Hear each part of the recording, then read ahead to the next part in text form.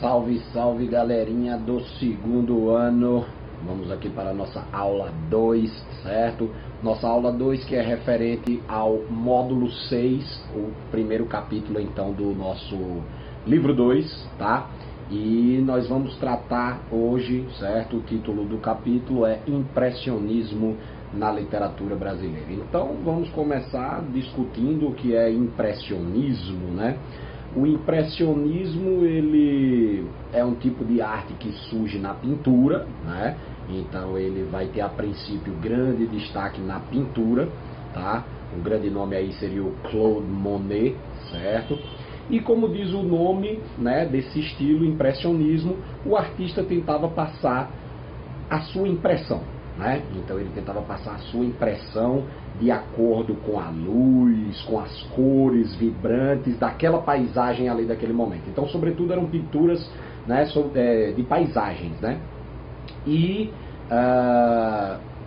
eles faziam experimentos de ir ao mesmo local, à mesma paisagem, por exemplo, né? Pintar diversas vezes, né, a mesma paisagem, só que em momentos diferentes, né, com a luz mais ao entardecer, com a luz mais ao amanhecer, um momento nublado, um momento de sol, né, para exatamente capturar as impressões, né.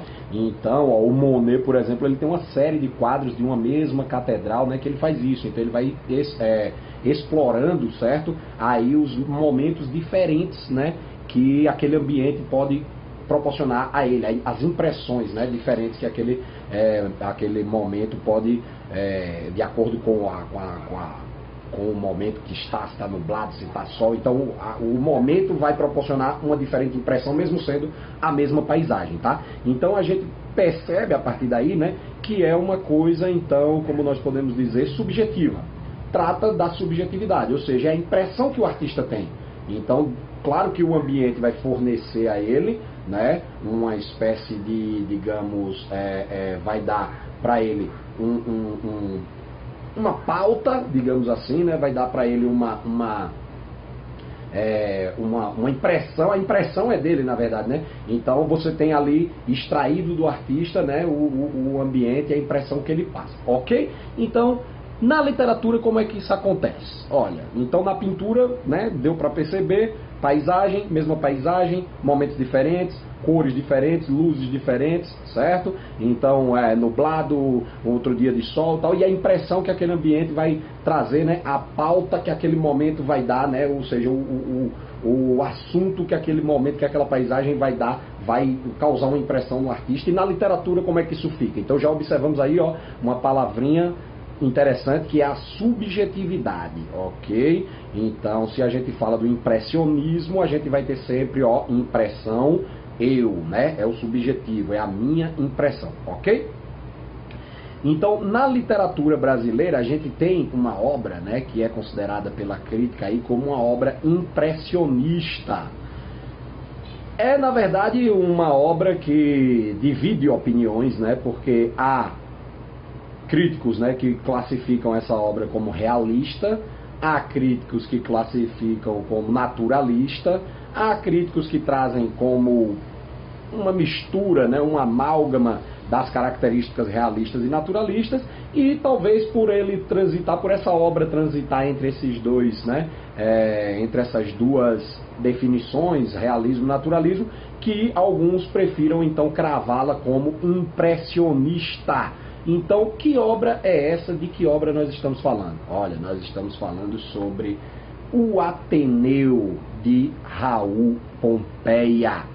Então, o Ateneu é uma obra, né, que é um clássico aí da literatura brasileira, né? E é uma obra que vamos tentar trabalhar nela, né, trazer aí para ela as características que ela guarda, tanto do realismo como do naturalismo, e por que isso faria com que ela fez com que ela se tornasse uma obra, né, então, impressionista. Olha, o Ateneu, primeiro, o título da obra traz o nome do colégio em que se passa, certo, a história. O nome do colégio é Ateneu, tá? Este Ateneu é um colégio interno, tá? Ou seja, aquele colégio que os alunos vão, né, e praticamente moram no colégio, né, eles vivem ali no colégio, é um colégio interno, né, certo? Então, os alunos ficam sob os cuidados, né, do colégio, né, direto, né, ou seja, é um colégio interno, é isso, né, então um regime de habitar mesmo, né, o colégio, tá? E é um colégio interno só para garotos, tá? Então, Ateneu é um colégio interno, certo? Aquele regime em que os alunos ficam internos ali no colégio e só garotos, tá? E aí, esse é o primeiro ponto que você pode destacar porque é um ambiente coletivo. Olha, é um ambiente coletivo, e se é um ambiente coletivo, lembrando das características anteriores que nós estudamos de realismo e naturalismo, isso é pertinente aqui, estilo? Isso mesmo, naturalismo. Então, naturalismo prefere os ambientes coletivos, analisar os personagens, né, dentro do bando, né, vivendo em aglomerados, né? Coisa que nós não estamos podendo fazer nesse momento, por isso que nós estamos aqui, cada um na sua casa, não podemos nos aglomerar. Mas lembrem-se que o naturalismo sempre vai buscar os ambientes onde tem o coletivo, né? Muitas pessoas, os aglomerados. Porque assim ele pode analisar, né, as ações do homem de acordo com aquele ambiente, de acordo, né, com o que aquilo vai trazer para ele, certo? Essa convivência, né, em grupo, em coletivo, tá bom? Então essa é uma característica que você pode atribuir, né, o Ateneu dentro do naturalismo, ok? Outra característica ainda dentro do naturalismo é que é o seguinte, você vai ter o personagem principal, né, que é o Sérgio, tá? E o Sérgio, certo, ele vai descobrir, né, vai começar a se descobrir sexualmente ali dentro do colégio. Então, olha só, além da análise do ambiente coletivo, vem aquela coisa do naturalismo de colocar, né, o ser humano submisso aos seus instintos, principalmente os instintos sexuais. Então, a discussão da sexualidade e também da homossexualidade, que até então na literatura não tinha sido discutida, né? Certo? Então essa questão vai ser tratada pelo naturalismo, então, até então a literatura não tinha tratado disso, certo? Lembre-se do romantismo antes, né? Era casal homem e mulher, né? Então a homossexualidade vai passar a ser discutida no naturalismo. Então essa também já é uma característica que você pode levar a obra mais para o lado do naturalismo. Então o Sérgio ali ele vai passar a se descobrir sexualmente, né? Com né, os colegas, a convivência ali com os colegas, certo? Então esse é um outro ponto ali também, né, que você tem então uma característica que nós podemos atribuir ao naturalismo, beleza? Tá, tudo bem. Só que aí vamos então observar por que há uma divisão entre críticos literários, porque alguns consideram, né, que aquela obra também pode ser classificada como realista. Olha, se você lembrar do realismo, uma característica forte do realismo é que as suas obras são geralmente, não é uma regra, tá? Mas geralmente, né, então aí você já desconfia, né, quando você tem a narrativa em primeira pessoa, tá? Então, quem narra é o Sérgio. Você não tem um narrador observador, você não tem um narrador de fora contando a história. Pelo contrário, você tem um narrador personagem dentro da história. E isso contribui, né, para a questão da análise psicológica. Né? Natural isso. Então, quem está narrando, quem está passando a história para o leitor, é o personagem, quem está envolvido na história. Então, é claro que ele vai passar os pontos de vista dele. Ok? Então, ou seja, o leitor pode fazer a leitura de acordo com o que o narrador, que faz parte da história, está passando, ou ele pode tentar fazer uma leitura isenta, de fora, né? Então, ou seja, é uma característica que geralmente a gente atribui ao realismo, porque isso possibilita a profundidade psicológica, a análise psicológica, porque quem está sofrendo, né, quem está sofrendo as ações, quem está participando das ações é o próprio narrador. Então é a impressão dele. Opa, aí eu falei, veja só, impressão. E é aí, nessa questão da primeira pessoa, da subjetividade, da impressão que o ambiente passa, né, para o seu narrador, no caso na literatura, né, ou para o seu pintor, no caso da literatura, é isso que vai fazer o impressionismo. Então, o momento, certo? O ambiente, essas coisas que nós trazemos do naturalismo, vão proporcionar, então, a ele, certo? Ao narrador, no caso o narrador personagem, o Sérgio, uma impressão.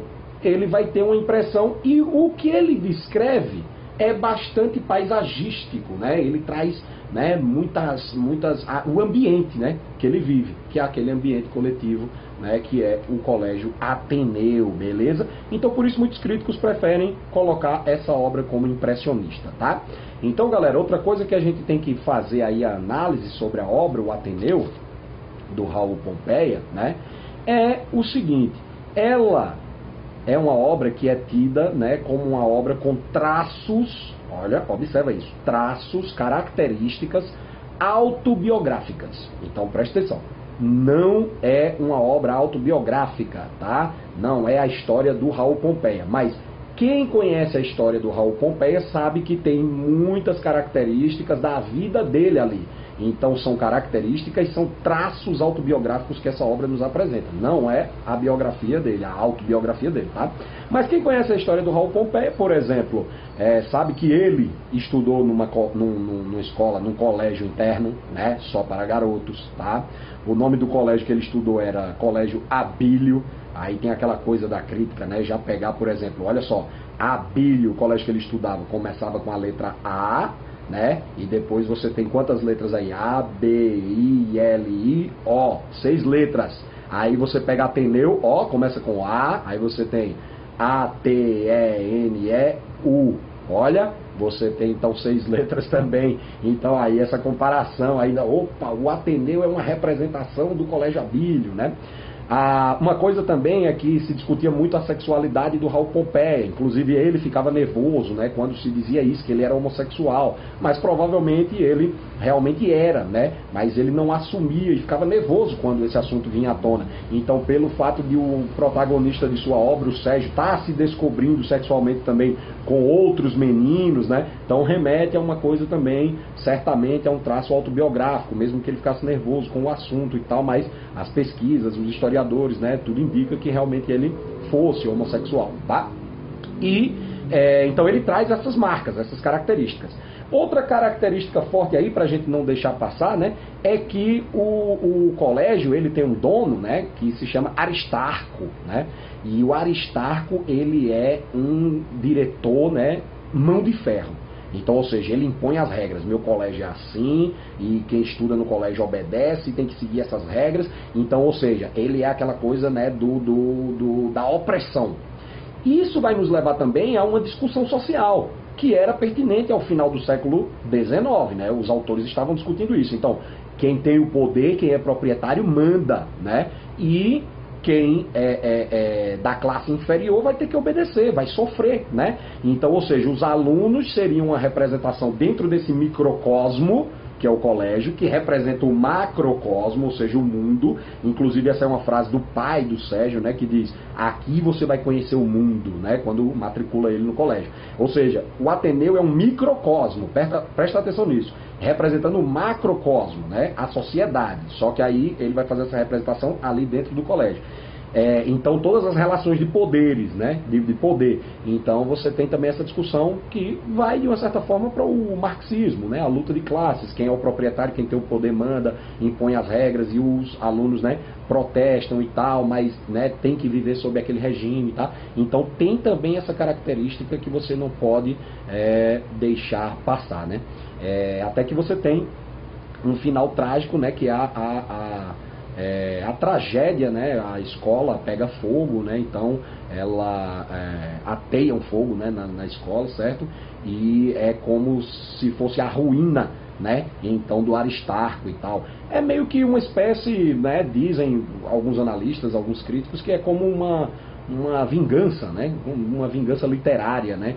Ou seja, o oprimido tocando fogo e tal no sistema opressor e tal, né? E colocando em ruínas e derrubando o império de Aristarco, né? Então você tem que ficar ligado nessas coisas. Então, galerinha, esse módulo 6 é basicamente isso, tá? Então corre, né, no seu módulo, você está acompanhando essas aulas, né, e folheando aí, certo, o módulo, tá? e vai direto aí para os exercícios conceituais. Então, tá? Já vai para os exercícios conceituais, que já tem na sequência os exercícios contextualizados, né? Então, exercícios muito bons aí para que você acompanhe essas nossas videoaulas, né? Não ficar também tão desgastante, eu apenas falando, você vai acompanhando o seu módulo e já parte direto para os exercícios, e qualquer dúvida, né? Você chama nós aí, certo? Que a gente vai tentando da melhor forma mesmo à distância aí, tentar sanar essas dúvidas, beleza? Então por hoje, galerinha, essa é a aula, certo? Do capítulo 6, tá? Do módulo 2 de vocês. Valeu, até a próxima aula.